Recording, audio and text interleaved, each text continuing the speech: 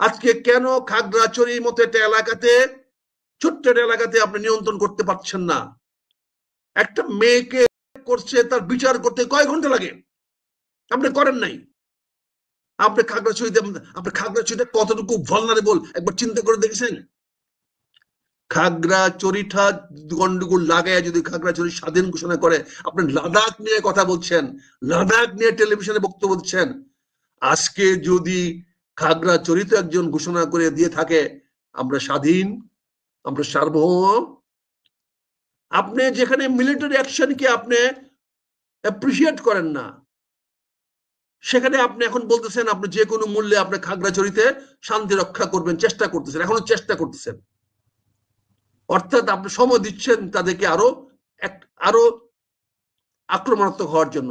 প্রায় 80 থেকে 90% হিন্দুরা আওয়ামী লীগের পক্ষের লোক, তারা আওয়ামী লীগ করেছে, আওয়ামী লীগকে ভোট দিয়েছে। আজকে আওয়ামী লীগ দেশে থাকতে পারবে না, আওয়ামী লীগ গ্রামে ঘুমাতে পারবে না, তাদের ঘরে ঘুমাতে পারবে না, আর হিন্দুরা ঘরে ঘুমাবে, আনন্দ ফুর্তি করবে, পূজা করবে। তাহলে হিন্দু যারা আওয়ামী লীগ করে তাদের কি অধিকার আজকে আছে পূজা মণ্ডপ করার? যদি আওয়ামী লীগের লোকেরা, আওয়ামী লীগের মুসলমানরা যদি বাংলাদেশ থাকতে না পারে, আওয়ামী লীগের মুসলমানরা যদি মসজিদে নামাজ পড়তে না পারে, আওয়ামী লীগের মুসলমানরা যদি বাইতুল মুকাররমে নামাজ পড়তে না পারে, আওয়ামী লীগের ইমাম যদি বাইতুল মুকাররমে ইমামতি করতে না পারে, তাহলে হিন্দু পুরোহিত কি করে, আওয়ামী লীগের পুরোহিত কি করে পুরোহিত্য করবে সে পূজা মণ্ডপে?